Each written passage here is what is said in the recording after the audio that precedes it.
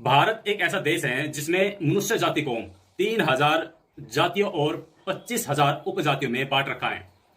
लेकिन इस वीडियो का मकसद ये बताना नहीं कि भारत में कितनी जातियां हैं और कितनी उपजातियां। इस वीडियो का पर्पज है कि इन 3000 जातियों में कौन सी जाति सबसे अमीर है। ये जाति इतनी अमीर कैसे हुई कि उसने भारत के लगभग हर एक सेक्टर पर अपना आधिपत्य जमा रखा है। और कमाल की बात तो यह है कि ये इंडिया के टोटल इनकम टैक्स का 24% पे करते हैं।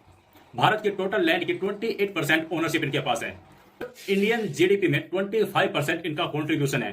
इतना ही नहीं, और सुनो, 6% इंडिया के स्टॉक ब्रोकर भी यही है। भारत के डायमंड इंडस्ट्री को ये डायरेक्टली 50% तक कंट्रोल करते हैं। इनका टेक्सटाइल इंडस्ट्री पर भी 20% होल्ड है। जो भी बात की वो उनकी अचीवमेंट थी, लेकिन ये इतने अमीर कैसे हुई, असल मुद्दा यह है जो किसी स्ट्रेटेजी थी जो उन्होंने फॉलो की और जिसकी वजह से वे भारत की सबसे अमीर, सबसे रिच कम्युनिटी है।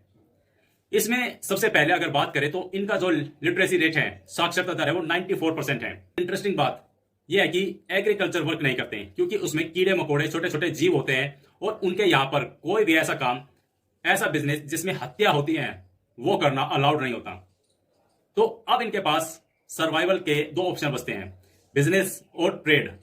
और इन्हीं दो ऑप्शंस पर इन्होंने अपनी मास्टरी की के सभी बिजनेस पर अपना कब्जा किया।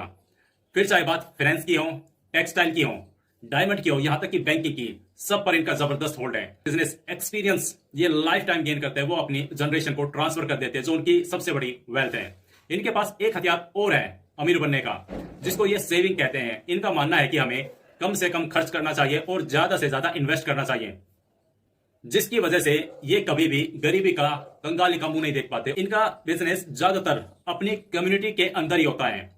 वीडियो को अगर आप यहां तक देख चुके हैं तो आपको आइडिया लग ही गया होगा कि वो कौन सी जाति है और यहां पर बात किसकी की जा रही है। तो वो समुदाय जैन कम्युनिटी है।